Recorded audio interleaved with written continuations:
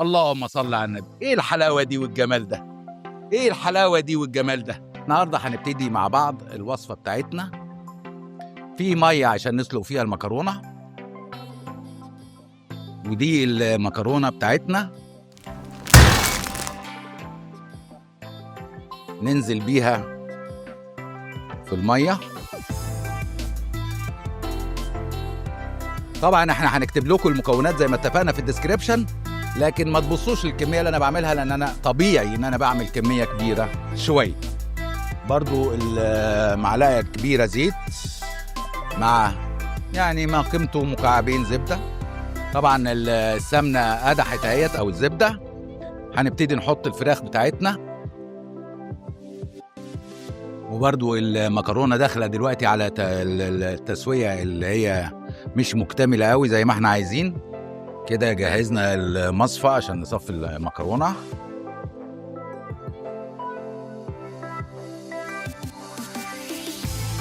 وعشان كميه الفراخ بتاعتنا كبيره شويه هنضطر نعملها في طاسه تانية، نكمل شغلنا في طاسه تانية.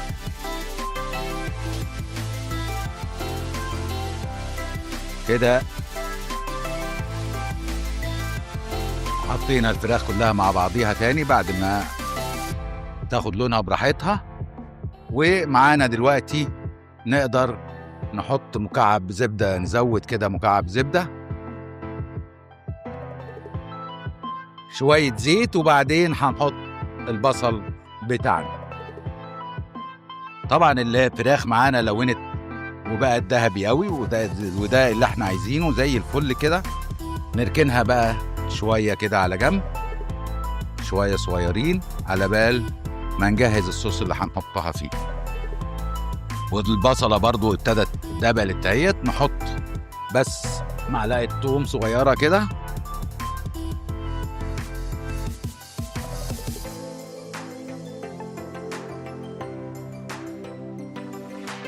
بعد ما حطينا معلقة التوم هنصبر بس ريحة التوم تطلع، شوية صغيرين كده قوي. نحط الفلفل الأخضر بتاعنا،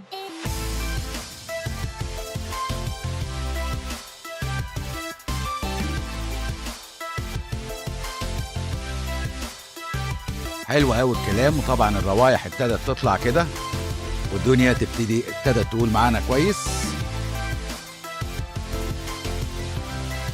طبعا المشروم او الفطر طبعا احنا بيتنضف بمنديل كويس وبيتقطع بالشكل اللي انتوا شايفينه ده. وطبعا المشروم ما بيتغسلش، بيتنضف بمنديل، يعني كلنا لازم نكون عارفين المعلومه دي كويس.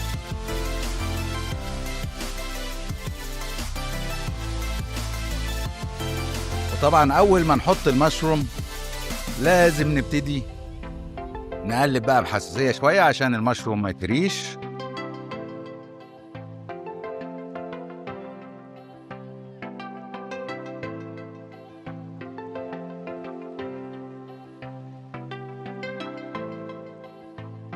طبعا دبل معانا المشروم كده زي الفل. نبتدي نحط معلقه صلصه كده صغيره،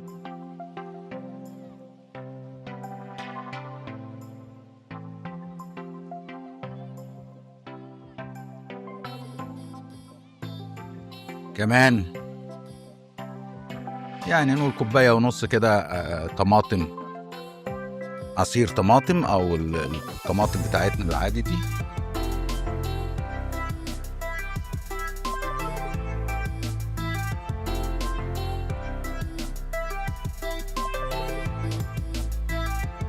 نسيبها كده بقى تغلي لغايه ما الميه بتاعتها تتطاير.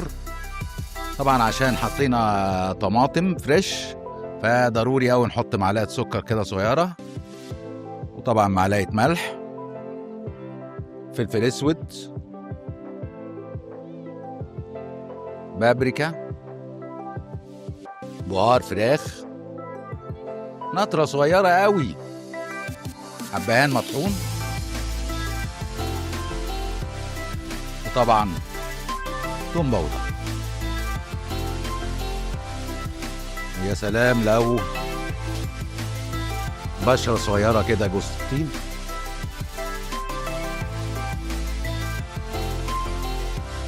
ونصبر على الصلصة دي لما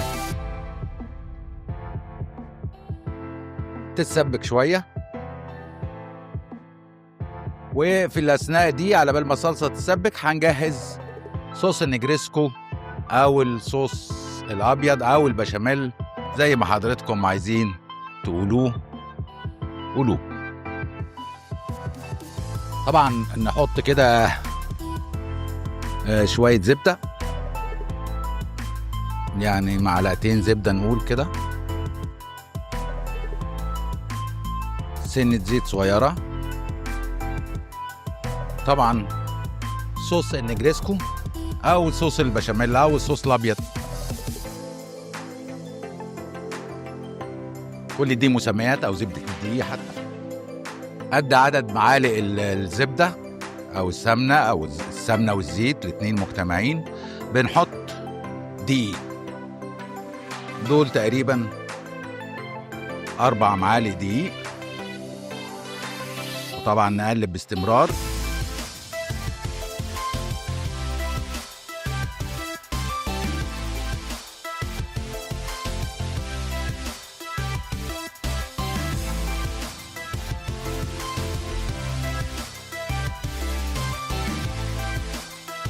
طبعا لازم نشم ريحة الدقيق انها استوت، يعني بنقلب حوالي من 3 ل 4 دقايق كده. نبتدي نصب اللبن شويش كده واحدة واحدة.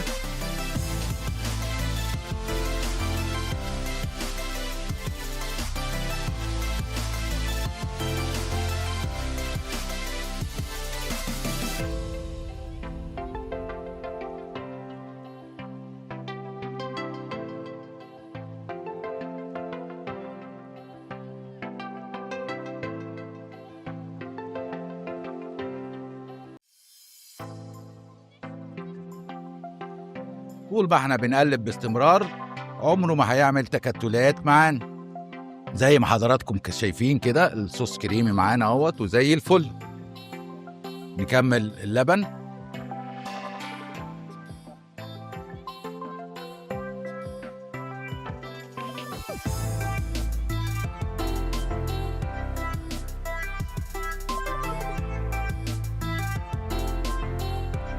لو احتاجنا ممكن نخفه شوية بشوية مية سخنة أو بشوية شوربة لو ما فيش بشوية مية سخنة كده زي الفل. اللبن معانا.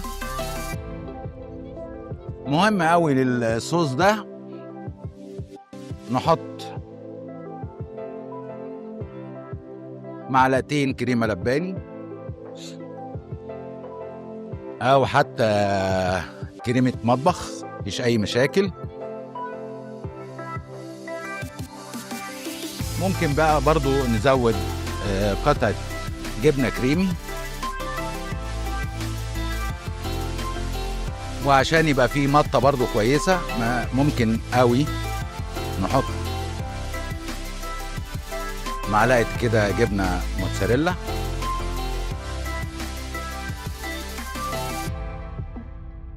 ويستمر التقليب. بسم الله ما شاء الله كده، يعني كريمي زي الفل. جبنة دلوقتي حالا تسيح وكده القوام اللي انا عايزه. نتبل بقى سنة ملح،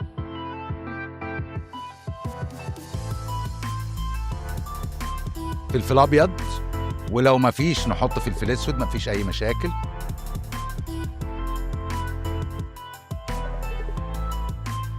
طبعا حلو قوي. طبعا سنة جوز الطيب كده تظبط الدنيا وتخلي ريحته زي الفل. معلش بقى.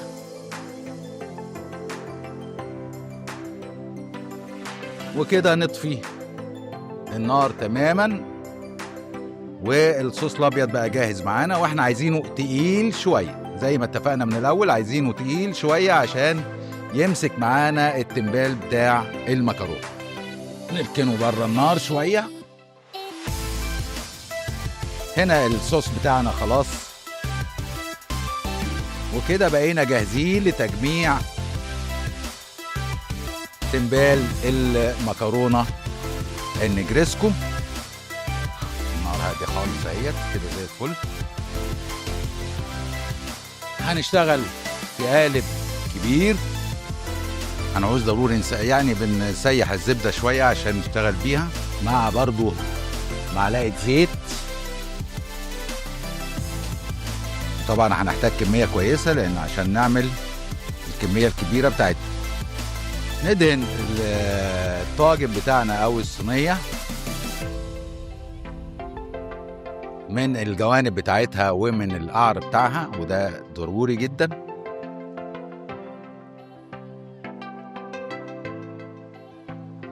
كده زي الفل. نبتدي نشوف الجلاش بتاعنا.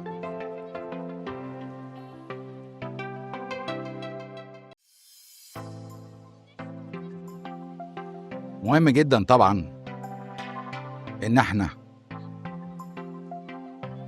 نعمل القعر كويس بواحدة سليمة كده، برضو نغطي الموضوع كله كده مع بعضه. وفي كل وحداية المفروض ان احنا نغرق زبدة كده، ونعمل برضو الجوانب دي كده، ونخليها نازلة لغاية تحت بالشكل ده.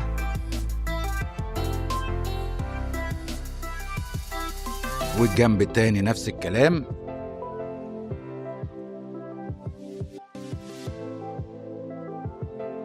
وبرضو ندهن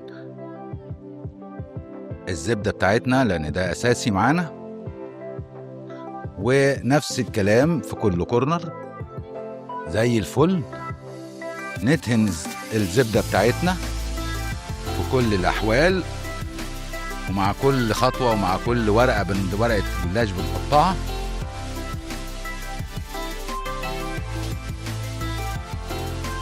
طبعا معلقتين كده هنا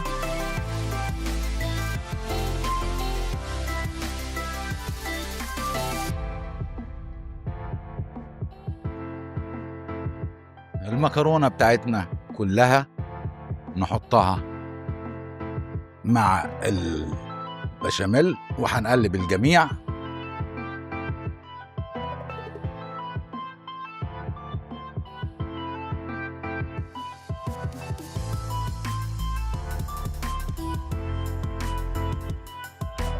اتخلطت كده كويس. نبتدي نحط المكرونة، وطبعا نسويها كويس. بعد ما فردنا كده طبقة للمكرونة، انا هاخد طبقة فراخ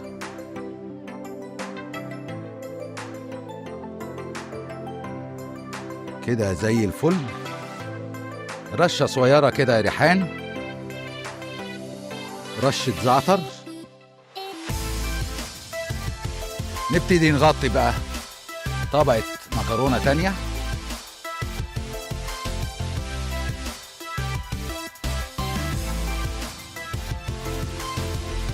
زي الفل كده.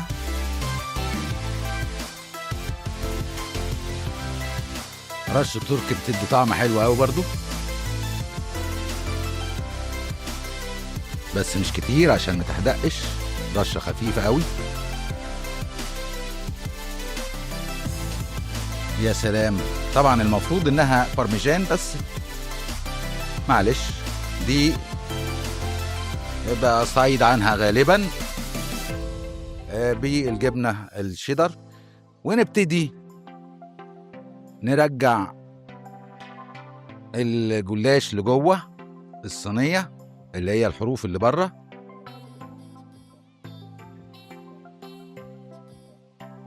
كل اللي اتقطع ده هنربطه بواحدة دلوقتي، مش أي مشاكل، ده وضع عادي. والجنب ده يجي كده برضو،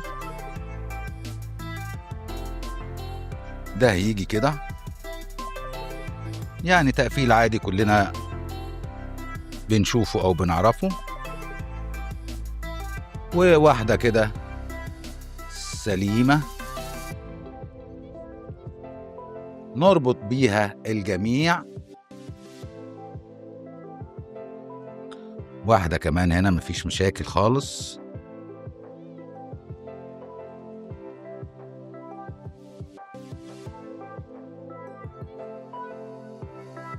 لازم شوية الزبدة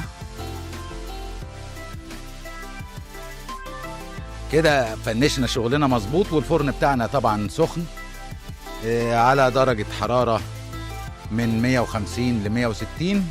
ونبتدي نحط تنبال المكرونة اللي احنا عملناه بالنجريسكو والجلاش.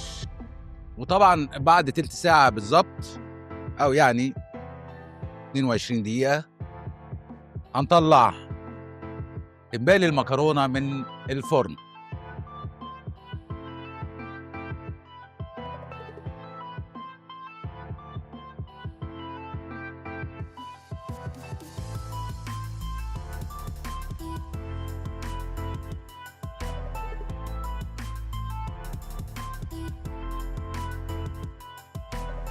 بسم الله ما شاء الله، بسم الله تبارك الله.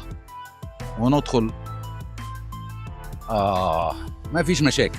الصينية بتاعتنا برضو مش كبيرة قوي، ولكن مع يعني قليل من العافية هتبقى زي الفل. اوبا، ننزل بقى كده بالراحة.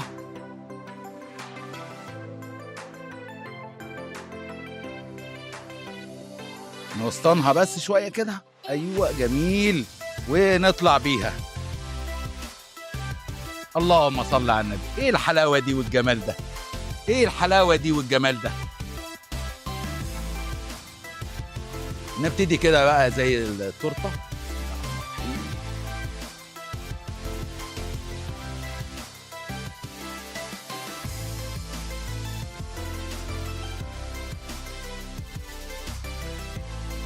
بسم الله ما شاء الله، بسم الله الرحمن الرحيم، بسم الله ما شاء الله تبارك الله. ده طبعا صوص كريمة البقدونس مع الريحان. وطبعا أرجو إنكم تجربوها وتنال إعجابكم إن شاء الله، وتكتبوا لنا في التعليقات. ويا ريت طبعا ما تنسوناش أبدا في الشير واللايك ومتابعة القناة وتفعيل زر الجرس ومتابعتنا على انستجرام وفيسبوك. وشكرا جزيلا وسلام.